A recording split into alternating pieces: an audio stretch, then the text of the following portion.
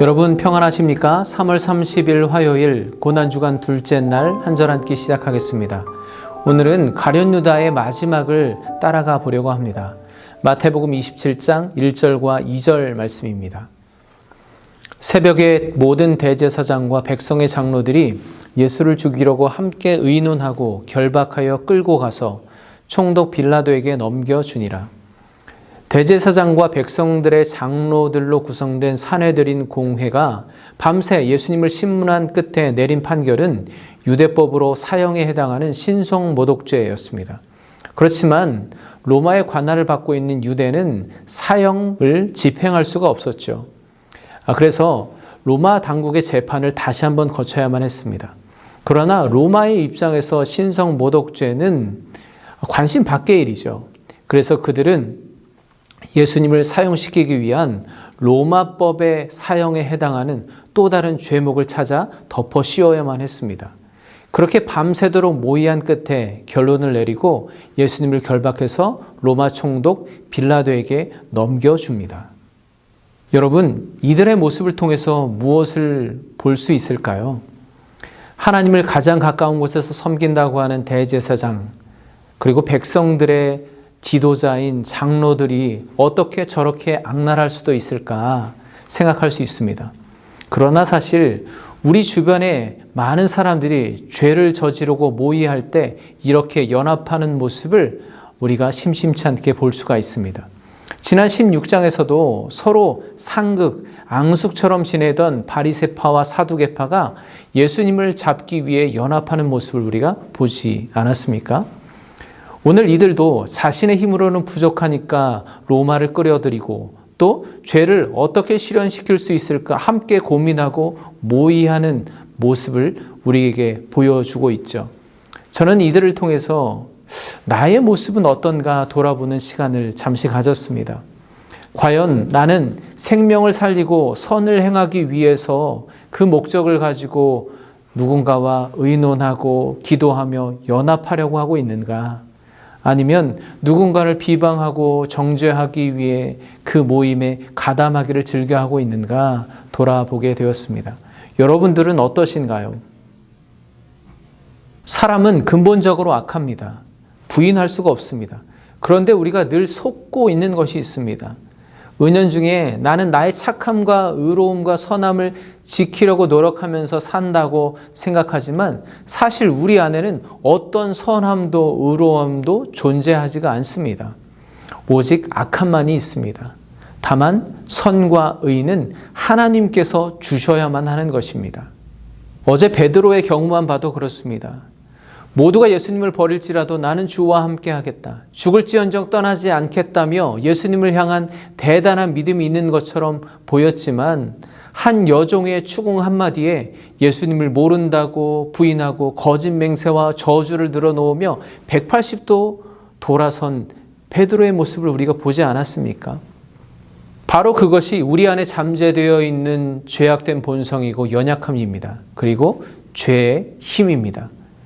그러나 그는 닭이 울자 주님께서 하셨던 말씀이 생각나서 밖으로 나가 통곡했다고 합니다.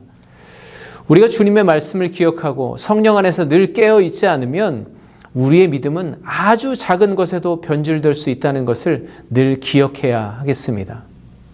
이어서 27장 3절부터 5절까지 말씀을 보겠습니다. 그때 예수를 판 유다가 그의 정죄됨을 보고 스스로 뉘우쳐 그 은 30을 대제사장들과 장로들에게 도로 갖다 주며 이르되 내가 무죄한 피를 팔고 죄를 범하였도다 하니 그들이 이르되 그것이 우리에게 무슨 상관이냐 내가 당하라 하거늘 유다가 은을 성소에 던져넣고 물러가서 스스로 목매어 죽은지라. 유다가 예수님의 정죄됨을 보고 스스로 뉘우쳤다고 말합니다. 아마도 유다는 예수님께서 공회에 끌려가 예수님을 죽일 거짓 증거들을 모으고 온갖 수치를 당하시고 결국 사형 판결이 내려져 빌라도 앞에 끌려가는 전 과정을 목격했을 것입니다. 그는 예수님이 죄가 없다는 것을 누구보다도 잘 아는 사람입니다. 그렇기 때문에 사태가 이 정도까지 확대될 줄은 전혀 예상하지 못했을지도 모릅니다. 그리고 스스로 뉘우쳐 자신의 잘못을 깨닫게 되었습니다. 그는 은 30을 대제사장과 장로들에게 도로 갖다 주면서 거래를 취소하려고 했습니다. 다시 이 사태를 되돌리고 싶어 했을 것입니다.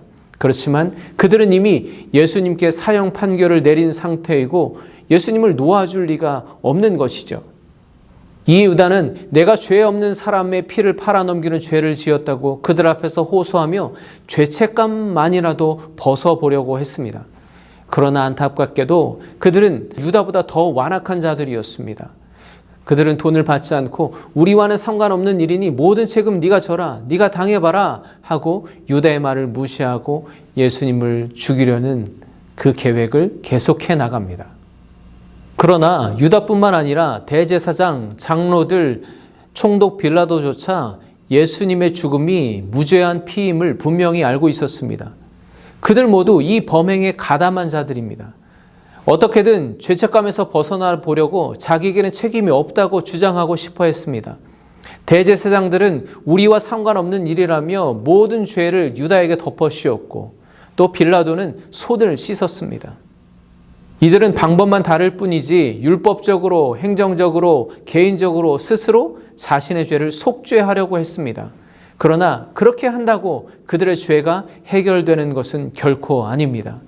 그리고 유다는 결국 죄책감을 이기지 못하고 스스로 목매어 죽고 맙니다. 여러분, 유다는 스스로 잘못을 깨닫고 후회했습니다. 자신의 죄악을 바로잡기 위해서 스스로 노력도 했습니다. 그러나 그의 죄악을 해결할 수는 없었습니다. 물론 인간적인 관점에서 보면 가룟 유다가 얼마나 죄책감에 시달리고 고통스러웠으면 스스로 목숨을 끊었을까 동정하는 마음을 가질 수도 있습니다. 그러나 안타깝게도 그는 회개하는 데까지는 나아가지 못했습니다. 우리가 기억해야 할 것은 죄가 그토록 무섭다는 것입니다. 죄를 지은 후에 견디기 힘들 정도로 후회와 고통이 밀려옵니다. 자신의 힘으로는 감당할 수 없는 죄의 무게, 사람들은 그것을 견디지 못합니다. 그리고 결국 죽음으로 향합니다. 그래서 죄의 색은 사망이고 죄가 장성하여 사망을 낳는다고 하지 않습니까? 저는 죄가 장성한다는 이 말씀을 반드시 기억했으면 좋겠습니다. 우리가 짓는 죄는 어제의 죄와 오늘의 죄가 다른 것이 아닙니다.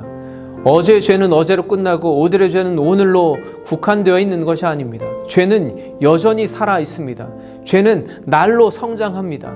날마다 스스로 뉘우치고 반성하고 후회한다고 해도 스스로 속죄하기 위해서 어떤 방법을 다 써봐도 날로 성장해가는 죄를 막을 방법이 우리에게는 없다는 것이죠. 그래서 회개해야 합니다. 회개하지 않고 우리 안에 죄를 그대로 방치해 둔다면 그 죄가 장성하여져서 우리로 하여금 회개로 나아가지 못하도록 만든다는 것을 기억해야 합니다. 여러분, 우리는 그리스도의 십자가를 묵상하는 고난주간을 보내고 있습니다. 예수님의 고난이 도대체 나와 무슨 상관이 있습니까? 예수님의 고난은 우리의 죄가 그렇게 끈질기고 무서운 것임을 여실히 보여주시는 것입니다.